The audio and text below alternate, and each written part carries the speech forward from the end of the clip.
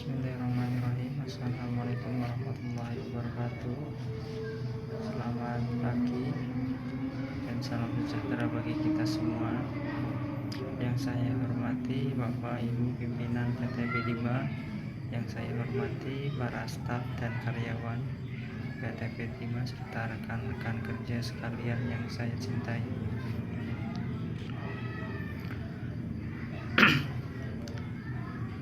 Pertama-tama, marilah kita panjatkan puji dan syukur kehadirat Tuhan yang Maha Esa, karena atas rahmat dan hidayahnya kita dapat berkumpul dalam keadaan sehat walafiat pada hari ini.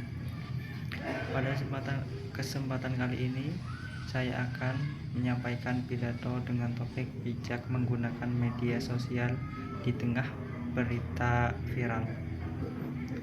Berikut hadirin yang saya hormati, saat ini media sosial sudah menjadi bagian yang tidak terpisahkan dari kehidupan.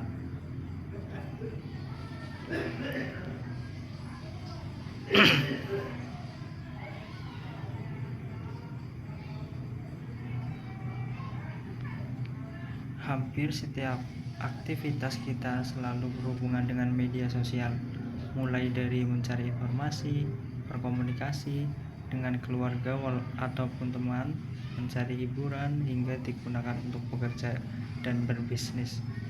Setiap hari banyak dari kita membuka WhatsApp, Instagram, TikTok, Facebook maupun platform media lainnya. Bahkan tanpa kita sadari, media sosial sering menjadi hal pertama yang kita butuhkan saat bangun tidur dan terakhir kita lihat sebelum tidur. Kemajuan teknologi digital memang memberikan banyak kemudahan bagi kehidupan manusia. Dengan adanya media sosial, informasi dapat diperoleh dengan cepat hanya dalam hitungan detik. Kita juga dapat mengetahui berbagai kejadian yang terjadi di berbagai daerah, bahkan di berbagai negara secara langsung. Selain itu, media sosial juga memberikan manfaat yang besar dalam dunia pekerjaan.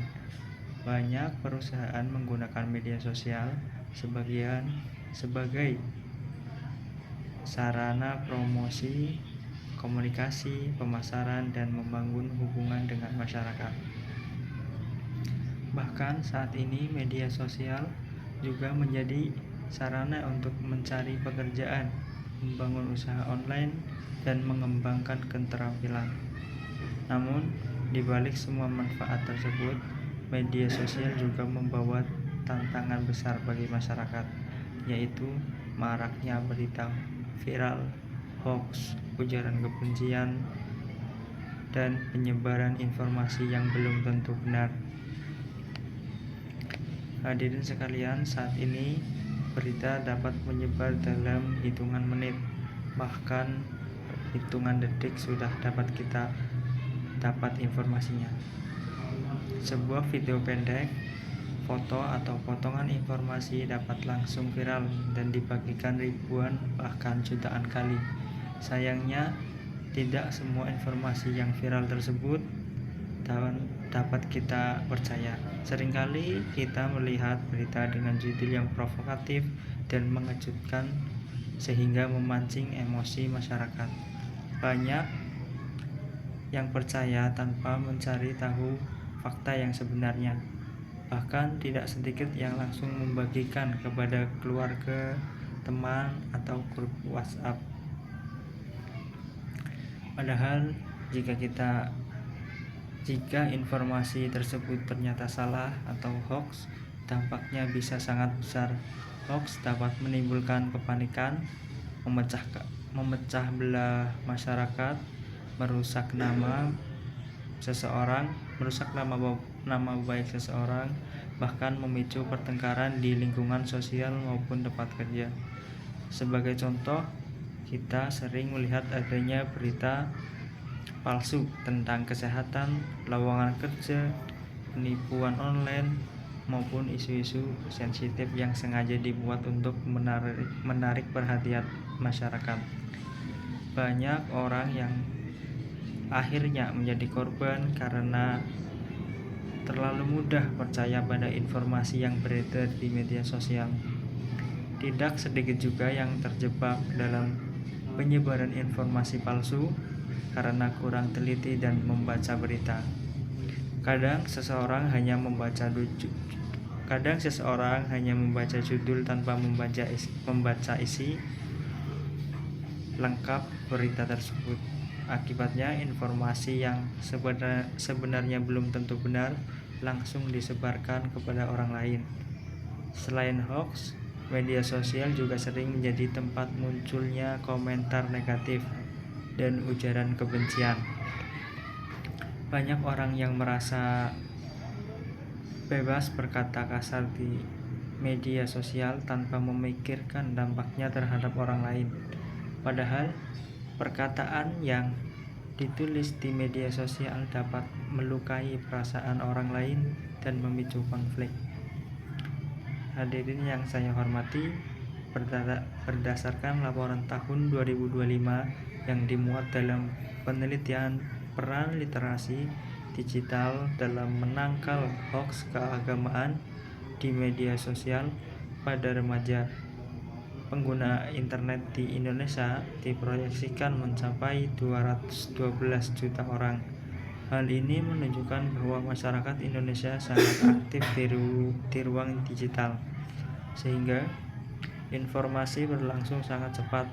Selain itu, Kementerian Komunikasi dan Digital Republik Indonesia pada Temu Nasional Literasi Digital 2025 juga menyampaikan bahwa ancaman hoax dan kejahatan cyber masih menjadi masalah serius di Indonesia. Informasi tersebut dimuat dalam berita liputan6.com tahun 2025. Tidak hanya itu, data tahun 2025 yang dimuat dalam Memorandum Disway Jatim juga menunjukkan bahwa 72,6% masyarakat Indonesia mengandalkan media sosial sebagai sumber informasi utama, bahkan melampaui televisi dan situs berita daring. Data tersebut membuktikan bahwa media sosial memiliki pengaruh sangat besar terhadap cara masyarakat menerima dan menyebarkan informasi.